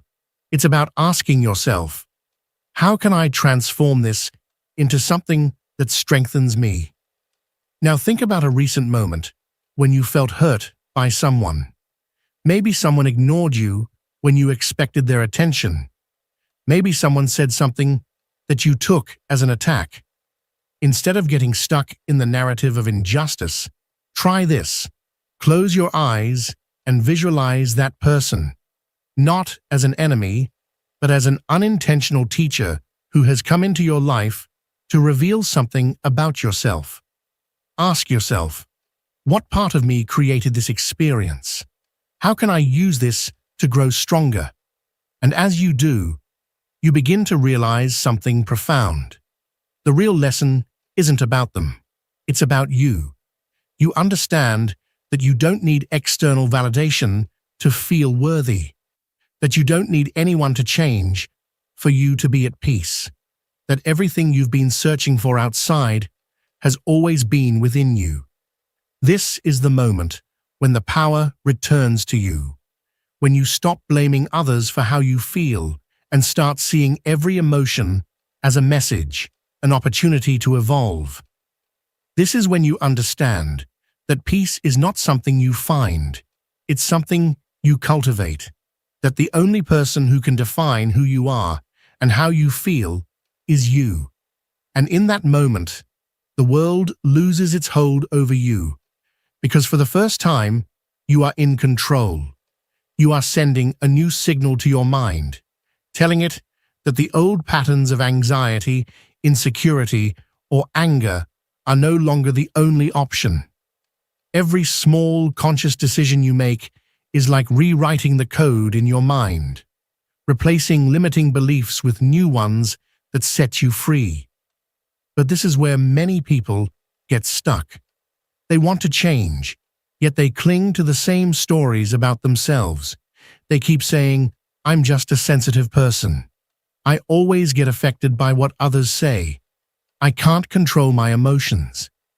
Do you see how these statements become an identity? As long as you define yourself this way, you will keep repeating the same cycles. But what if you started questioning them? What if, every time you thought, "I'm too emotional," you paused and asked yourself, "Is this really true? Or is it just something I've repeated so many times that I've come to believe it?" This is the real work. Changing the internal narrative. It's not just about empty affirmations. It's about creating new experiences that reinforce real transformation. Jung spoke of the importance of integration, of bringing into the light what has always remained in the shadows. And that means that instead of running from your pain, you sit with it, you observe it, and instead of rejecting it, you accept it, not as your fate, but as part of your story. Because in the end, words only have the power you give them. If someone tells you you'll never succeed, those words can only hurt you if a part of you fears they might be true. But if you've done the inner work, if you've built your own confidence, those words become nothing more than background noise, powerless, weightless. But here lies the key question. How do you reach a point when nothing affects you? It is not by repressing emotions or convincing yourself otherwise. This only creates a fragile shield that shatters at the slightest impact. True power lies in flexibility, in the ability to feel everything without letting anything control you. Carl Jung once said that real freedom comes when you stop identifying with every passing thought and fleeting emotion. When you learn to observe your feelings without attachment, without allowing them to define who you are, you unlock a new level of self-awareness. Let's consider an example. Perhaps you've often felt that people take advantage of you, that you give too much and receive too little in return. In the past, this would frustrate you, making you feel used and powerless. But now, instead of remaining trapped in the victim's role, you decide to change the dynamic. You ask yourself, where am I failing to establish boundaries? Why do I struggle to say no? Little by little, you start setting clear rules, not from anger, but from self-respect. You realize that when you respect yourself, others begin to do the same. When you stop yielding out of fear of losing people, you actually gain something far more valuable: your peace. This is the point many never reach, because they continue waiting for the world to change first. They expect people to be kinder, circumstances to be more favorable, and life to stop testing them. But the truth is, real change always starts from within. And when you change, the entire world responds to this new version of you. It's like tuning a radio to a new frequency. When you stop broadcasting fear, insecurity, or frustration, you begin to attract experiences that resonate with your new energy. Suddenly, what once seemed impossible, serenity, confidence, and clarity, becomes your natural state. Now imagine for a moment what your life would be like if nothing and no one could shake your inner balance. If every time someone tried to drag you into conflict, you remained unshaken. If each time a difficult situation arose, instead of reacting impulsively, you could observe it with calm detachment. If every emotion that surfaced was just a passing wave in the vast ocean of your consciousness, incapable of destabilizing you. That peace you envision is not an unattainable ideal. It is a real possibility. But only if you commit to this process, only if you decide to stop giving power to external factors and start building an internal fortress that nothing and no one can tear down. And when you do, when you truly integrate this change, you'll notice something incredible. The world will stop feeling like a hostile place. People will no longer have the power to hurt you. The situations that once caused you anxiety will lose their grip on you because you will no longer see them through the same fearful lens. You will finally be in control, and once you taste this freedom, you will never again allow anything or anyone to take your peace away. Because when you grant yourself the permission to prioritize your well-being without guilt, everything in your life begins to align naturally. Jung spoke about the importance of individuation, the process of becoming who you truly are, free from the external influences that have conditioned you. And this begins with the courage to listen to yourself in a world that constantly tells you what you should feel, think, or do. Think about it for a moment. How many times have you ignored what you truly wanted out of fear of disappointing someone else? How many times have you suppressed an emotion because you were taught that feeling too much is a sign of weakness. How often have you forced yourself to act a certain way just to fit in? Each time you've done this, without realizing it, you have given more power to the external world over your own inner peace.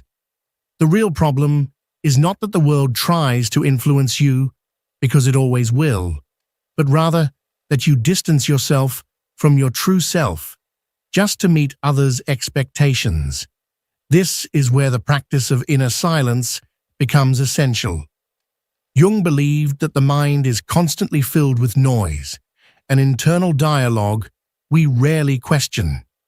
But what would happen if you took just a moment each day to simply be with yourself, without distractions, without your phone, without social media, without the need to do anything, just you and your presence? In those moments, you begin to notice things that previously went unnoticed. You become aware of what you truly feel, what you need to change, and what your intuition has been trying to tell you all along. Imagine a situation where someone makes a hurtful comment. In the past, you would have reacted instantly, feeling as if those words had pierced through you like an arrow.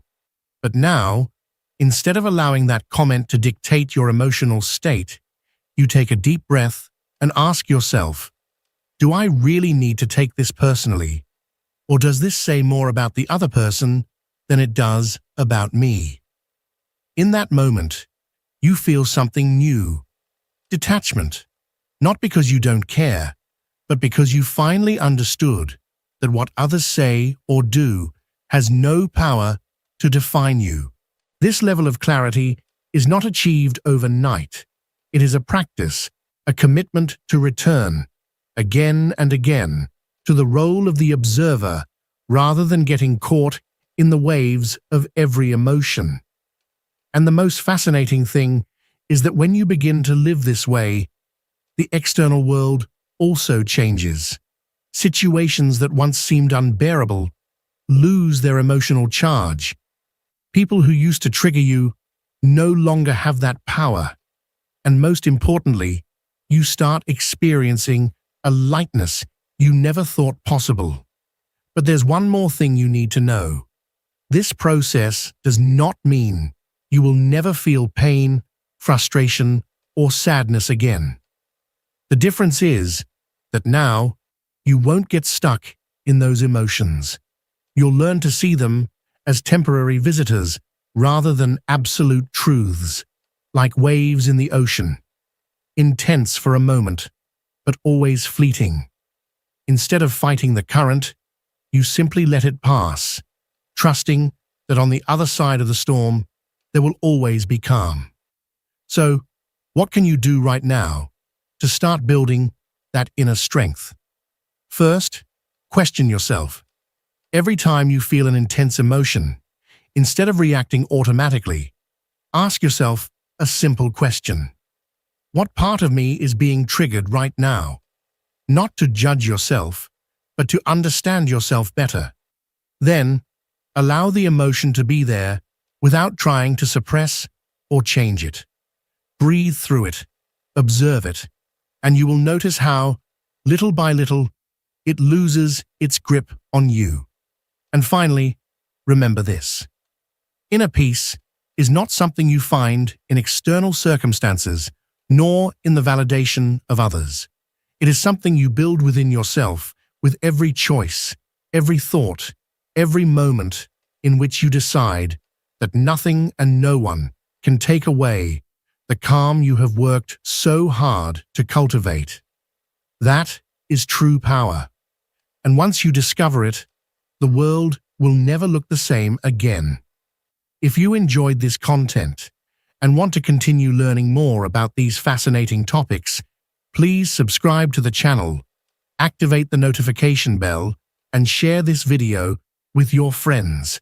Together, we can continue exploring and discovering more knowledge that can transform our lives.